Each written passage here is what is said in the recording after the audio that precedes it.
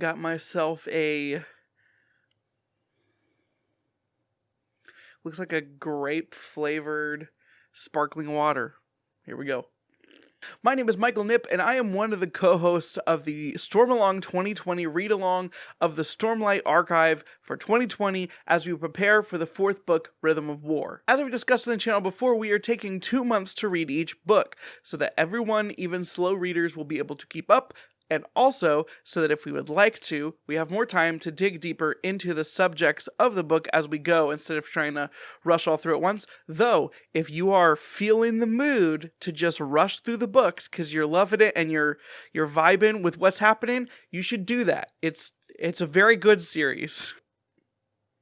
But something that's been discussed many times is that The Way of Kings is a book that has 4 beginnings. And I made a video where I talked about maybe some of the things that you can know before getting into this series that'll make it easier to start. But even knowing those things, it can still be difficult when there is a lot thrown at you right at the same time. And I just want to take a moment right now to reflect on the wonderful beauty that is the 4-page in the hardcover edition, Prelude to the Way of Kings, or I believe it's called Prelude to the Stormlight Archive. These 4 pages are rich and dense, and if you are reading through the series with Stormalong, I'm going to be using just those 4 pages. So this is only spoilers for the Prelude of the Stormlight Archive. But what I am going to do is I'm going to highlight some things from that prelude. I think when you first read it, it doesn't make any sense, and a lot of those things are not directly addressed until later on. But as you're reading through the book, I want to highlight some things from that prelude that you can use to watch things going forward. And I also want to keep that prelude fresh in your mind because it's very easy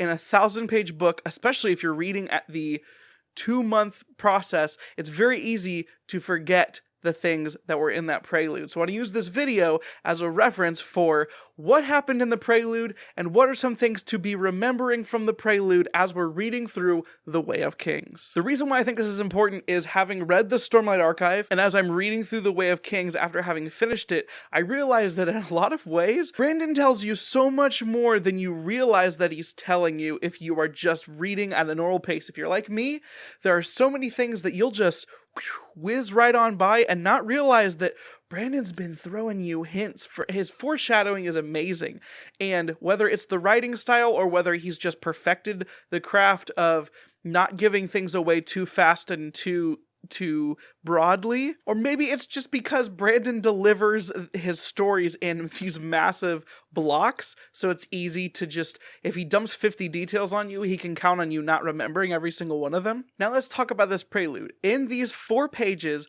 we get the story of Kalak as he walks across a battlefield of like primitive men and at least one beast. The creature described as a thunderclast is like some massive stone monster that pulls itself out of the ground. And in these revelations, we find out that Kalak and presumably all of the other 9 people that he's with, it implies that there are these 10 special people, have died before and have also seemingly contradictorily,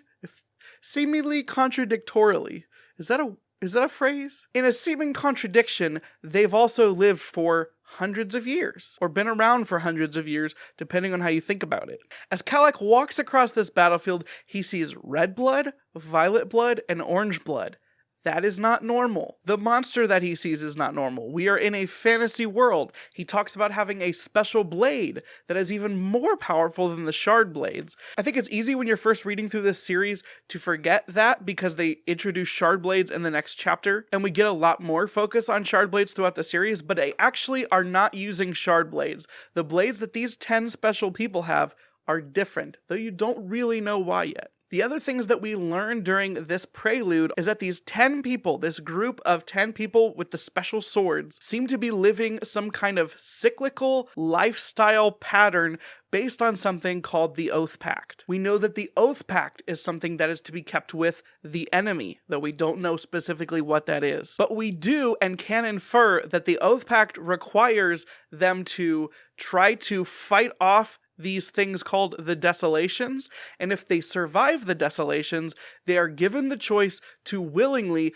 go back to a place of, and I quote, pain and fire. That place is described as being like fire, hooks digging into the flesh, tearing skin off of bone. Essentially, it sounds like a biblical version of hell. And it seems like If these 10 special people survive the desolations, they have the choice to willingly go back to that place to then wait for, presumably, another desolation. It also appears that if they do not survive the desolations, they automatically go back to that place, as one of the 10, named Talonel, has done this cycle. Talonel is one of the 10 of them that they describe as being very valiant and also very reckless. He tends to pick fights that he wins only at the cost of his own death. And a decision has been made by the time that Kalik meets up with Jezrien, presumably a king-type figure among them based on the information that we get. The decision has been made to abandon the Oath Pact. The truth is that Kalik and Jezrien are both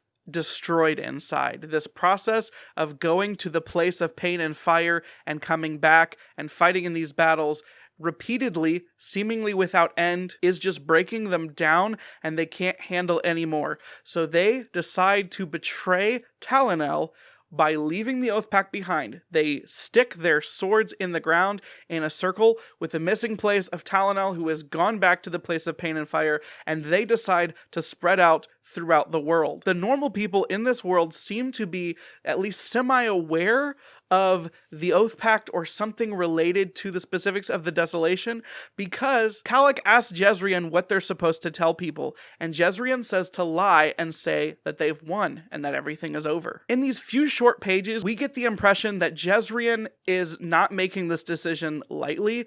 He seems to have been someone very honorable and very duty-bound, but the task that they've tried to accomplish is just too great. And so these other 8 people, these special group of 10 people, the 8 that were there before Talonel, because he passed, and Kalik came there, made the decision to abandon the Oath Pact. It's worth noting that there's also someone named Ishar, presumably one of these people, that said maybe it is over.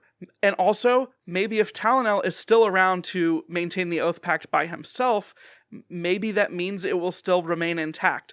Though that seems the unlikely outcome, we're not actually sure whether that's true or not. That's just something they're hedging their bets on, or probably using to assuage some of their guilt. Another key element that might be worth remembering is when Kalik asks Jezrien, what will the people do? Like, how will the people survive without this special group of 10 with their special swords? And he mentions that they have something called the Radiance. What are the Radiance? Remember it, because that'll become important as you read through The Way of Kings and the following books. Other interesting terms that are brought up in this prelude that are not really explained at all, but are probably worth remembering through reading through the rest of the series, are the terms Surge Binders and Dust Bringers. You will probably see those used throughout. They might be worth keeping in the back of your head for if you ever see those pop up. And kind of the final thing I want to emphasize here, and that's kind of the wrap-up. We want to remember these key phrases as we're reading through the series.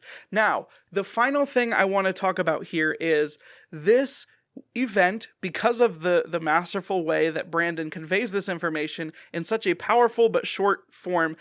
A lot of it can go over your head. That's why I said I want you guys to remember, but also this happens 4,500 years before the beginning of the Stormlight Archive, before the actual prologue of the book. So it's easy to make the assumption that it's not that important, or maybe it's just setting a tone. That's not true.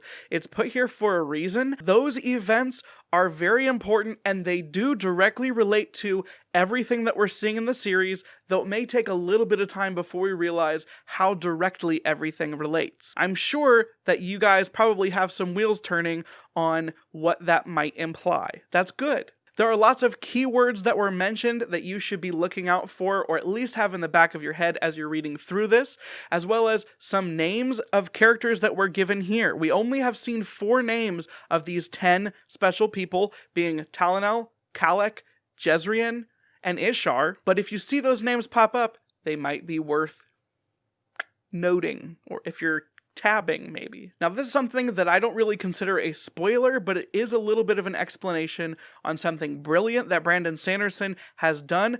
I don't think it's a spoiler at all. I think it's actually something that you would be enhanced by knowing going into this. As people that have lived on a world that has been around for a very long time, and we've looked at old maps, we have to realize that over time, things change. If this series takes place 4,500 years before the actual events of the Way of Kings proper and the Stormlight Archive proper, as it says, prelude to the Stormlight Archive. I think it's something interesting to consider the way that the passage of time and the inaccuracy of recorded histories might affect the way that things from the past are seen moving forward into the future. Use that lens as you remember these terms and names as you move forward into the series, and remember that even in the prelude itself, the people that were around these 10 special people considered them deities. As history evolves and progresses on through the series, think about how the implicated keywords, names, people, items, ideas from this prelude might be perceived by inaccurately kept histories along the way. I hope that made sense. I hope that was something that would be valuable for you as you're reading through this series. I really think that this prelude is just super, super well done. It packs so much punch in so little package. Does that make sense? And as awesome as it is, Brandon is still willing to just end the prelude where it does and start a prologue in a completely different place. If you liked this sort of micro breakdown, this different kind of way of doing things, please let me know in the comments down below. If you like the video, please give it a like. If you'd like to see more of my Stormalong 2020 content, please hit that subscribe button, hit the bell, and you'll get notifications when I post new videos, especially about Stormlight Archive. Thank you guys so much for watching. Have a nice day. No, I never get enough. Always looking out, tired, sleep. No, I never get enough. If I don't show up, I might get fired. Sleep. No, I never get enough. Always looking out, tired, sleep. No, I never get enough. If I don't show up, I might get fired.